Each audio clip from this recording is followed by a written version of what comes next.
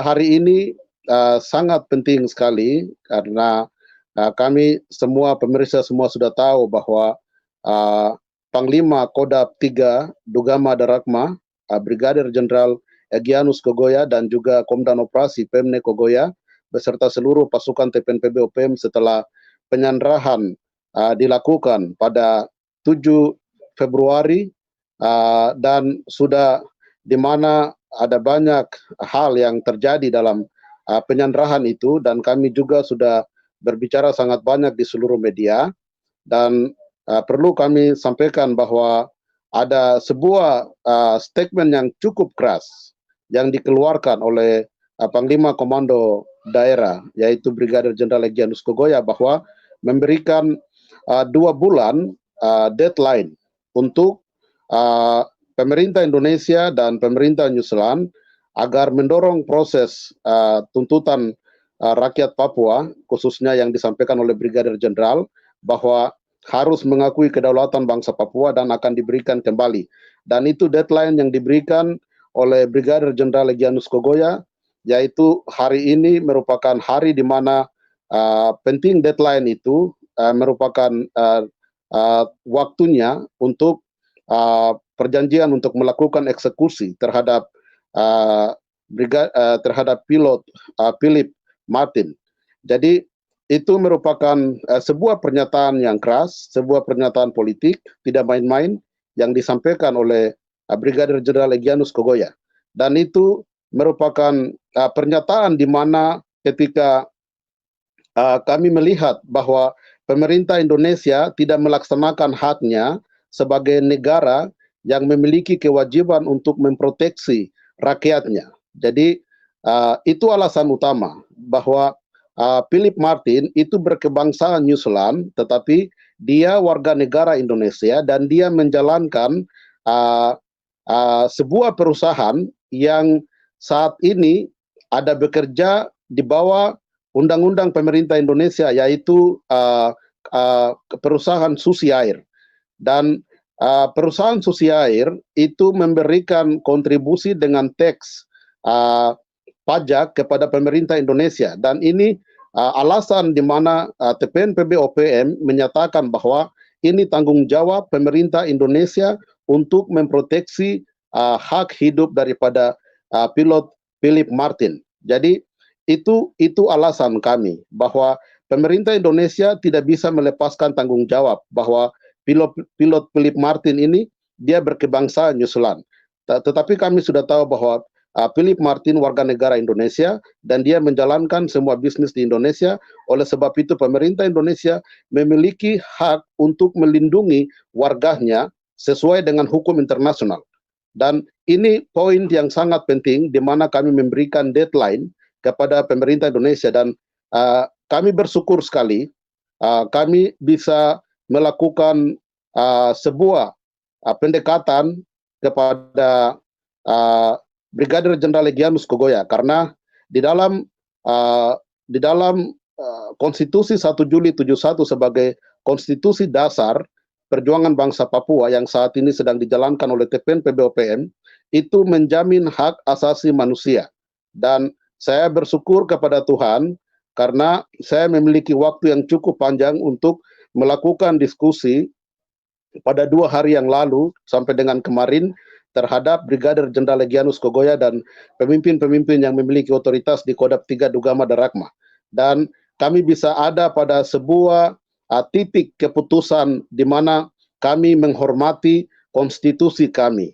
Di dalam Konstitusi 1 Juli 71 itu sangat jelas menyatakan bahwa perjuangan bangsa Papua adalah perjuangan untuk menuntut hak asasi manusia, untuk merdeka dan berdaulat, dan segala macam yang merupakan orientasi militer maupun orientasi organisasi dan diplomasi perjuangan bangsa Papua, siapapun yang kami engage, yang kami sandra, yang ada itu kami mengimplementasikan hukum perang internasional dan kami mengimplementasikan hukum yang ada pada kami, yaitu Konstitusi 1 Juli 71.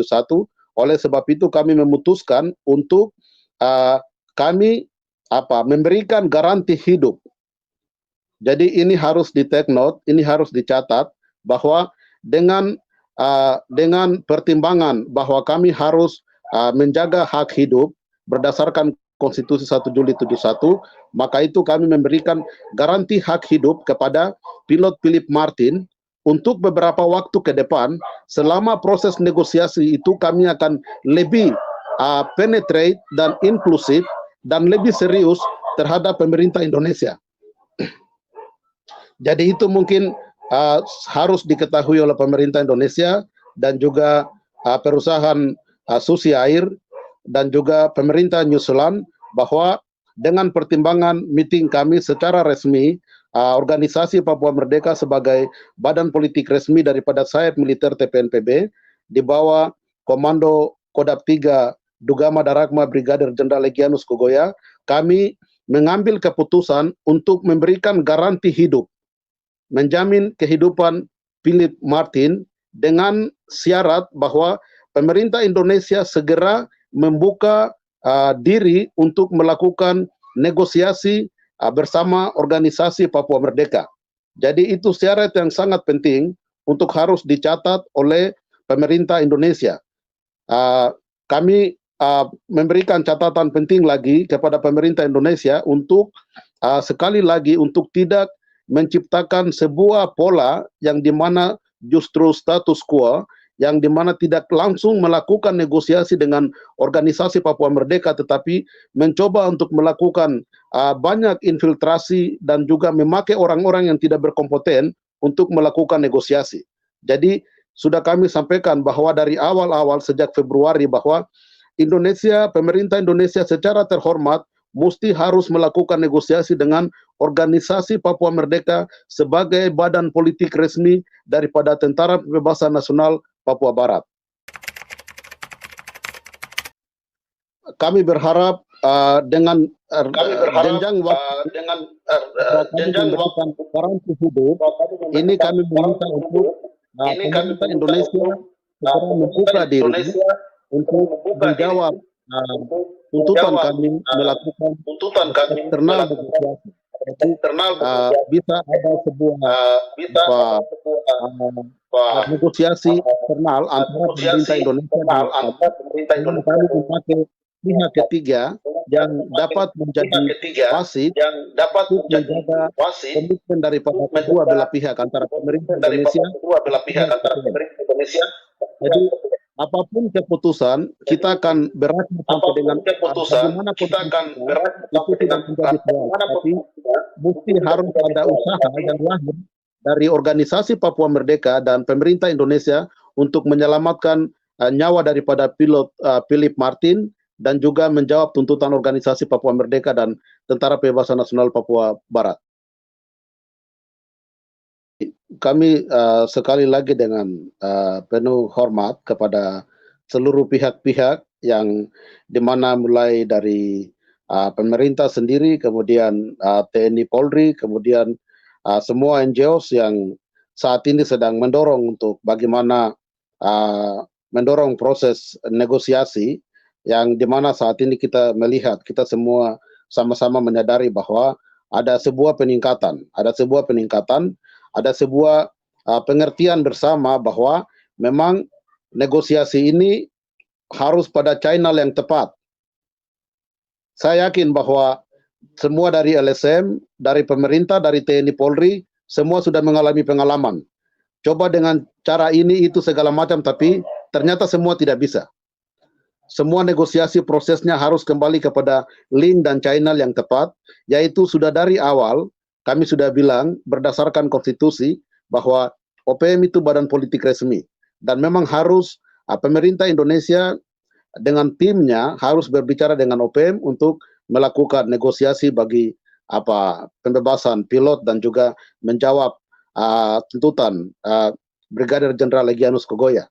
Dan ini proses di mana kami semua sudah belajar, karena dari komitmen awal, kalau Pak Bisot bisa ingat dan semua pemerintah dan juga pemerintah Indonesia, bahwa mulai dari tanggal 14 Februari itu kami sudah berbicara, dan juga Brigadir Jenderal Egyanus Kogoya juga sudah menyampaikan bahwa orang ini saya pegang sebagai jaminan politik, bukan perang. Kami tidak pernah menginginkan perang. Ini kami pegang dia, kami jaga dia seperti telur, sebagai jaminan politik, maka kami mau berbicara dengan pemerintah Indonesia yang 60 tahun belum pernah kami berbicara. Ini poinnya di situ. Soal kita mau duduk dan berbicara, ada beberapa hal penting. Kami perlu sampaikan kepada pemerintah Indonesia dalam media ini dan juga kepada seluruh masyarakat internasional bahwa ada beberapa pengalaman setelah 9 kali penyanderaan yang sudah kami sampaikan. Dalam 9 kali penyanderaan, Pak Bishop, ini pilot ini kami sandra yang kedua kali. Dulu pernah pada 1984, pernah ada satu pilot yang disandra oleh Panglima Meki Salosa. Meki Salosa pernah sandra salah satu pilot di Ubruk, dan juga proses pengembaliannya juga dilakukan tidak sesuai dengan prosedur. Dan juga sudah lalu kami sampaikan bahwa penyanderaan 1996 yang dilakukan oleh Bapak dari Egyanus Kogoya, yaitu Bapak Jenderal Silas Kogoya dengan semua pasukan Kelly Kwalik dan juga Titus Kwalik, Murib, itu semua dalam penyanderaan tim yang Taman Lawrence itu dalam pelepasan penyanderaan dan proses negosiasi itu tidak pernah dilakukan untuk bagaimana bisa mengambil win-win solution yang sudah kami bahas, bahwa ada banyak pengorbanan yang terjadi di pihak kami, kemudian tuntutan yang disampaikan oleh pihak TPNPB OPM itu pada penyanderaan 1995-96 itu tidak pernah ditepati. Jadi itu menjadi pengalaman kami. Jadi mungkin proses yang kami melihat tersendat, di mana proses negosiasi ini tidak berjalan baik, itu mungkin ada pada satu titik di mana pemerintah Indonesia mencoba melakukan negosiasi internal, dialog internal dalam konteks NKRI, sementara kami dari Organisasi Papua Merdeka dan Tentara Pembebasan Nasional Papua Barat berdasarkan pengalaman 9 kali penyanderaan, pengalaman di mana terjadi manipulasi, di mana banyak pasukan-pasukan kami, pemimpin-pemimpin kami juga dalam proses negosiasi itu banyak hal yang tidak diinginkan itu terjadi. Dalam proses pengalaman ini, maka dari pihak kami, dalam keputusan rapat kemarin, Pak Bishop, perlu kami sampaikan bahwa Brigadir Jenderal Egyanus Kogoya menyampaikan bahwa kami harus mencari sebuah negara netral yang dimana juga kami dari segala macam proses pengalaman yang ada, bahwa proses negosiasi itu tidak dilakukan di dalam Jakarta atau di Papua, tapi paling tidak kami keluar dari Papua cari tempat yang netral, dengan pihak yang netral, dengan badan internasional untuk kami melakukan pendekatan dengan pemerintah Indonesia, dan kami berbicara pendekatan dengan pemerintah Indonesia, dan kami berbicara semua bagaimana kami bisa melepaskan sandra. Jadi itu poinnya, bagaimana kami bisa melepaskan sandra. Jadi itu poinnya di situ. Jadi kami sampaikan tidak ada satu media di Indonesia yang sangat demokratis sama seperti Paradoks Papua.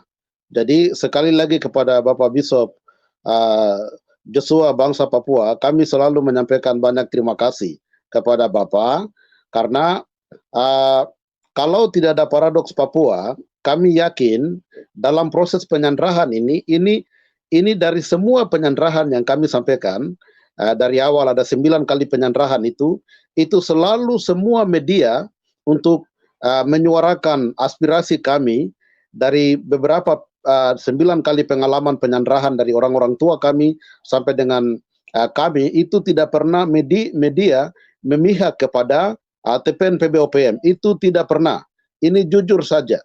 Kalau melihat beberapa kali penyanderaan yang pernah terjadi di markas Victoria terhadap misalnya penyanderaan terhadap Marwia Basir yang terjadi di Arso, kemudian penyanderaan terhadap pilot yang tadi kami sampaikan pada 1984, dan juga beberapa kali penyanderaan itu, Anda semua kita bisa lihat di beberapa dokumen yang disimpan oleh Katolik dan juga di media, bahwa semua media itu biasa menyampaikan berita dari pihak pemerintah Indonesia yang dimana memanipulasi banyak hal. Tetapi terima kasih sekali kepada Paradoks Papua, bukan berarti bahwa paradoks memihak kepada OPM, tetapi paradoks mengambil sebuah jalan tengah, jalan yang dimana memberikan pencerahan kepada pihak OPM dan juga pihak pemerintah Indonesia, karena proses demokrasi itu jiwanya hanya satu, yaitu demokrasi itu harus dijalankan secara transparansi, harus ada keterbukaan, harus ada trust dari kedua belah pihak. Sekarang paradoks telah menciptakan sebuah orientasi demokrasi yang menciptakan transparansi antara apa yang harus OPM menyampaikan, kemudian dari pihak Indonesia, dan selama penyerahan ini betul-betul media kami kontrol dengan baik. Kami bisa melihat bahwa apa yang Pangdam bicara, Kapolda bicara, Menhankam bicara, bahkan Mahfud MD, dan juga politisi-politisi yang lain. Misalnya Koni Rahakundini dan juga Soleman Ponto dan yang lain-lain, semua difasilitasi, dan kami bisa ada sebuah strategi untuk bisa mencari win-win solusi yang tepat. Seperti bagaimana itu semua bisa terjadi karena ada sebuah proses transparansi dalam media pemberitaan yang difasilitasi oleh Paradoks Papua. Jadi itu satu poin yang sangat penting, dan terima kasih kepada Paradoks Papua. Hal kedua soal pertanyaan tadi bahwa sekarang bagaimana kondisi daripada pilot Kapten Philip Martin.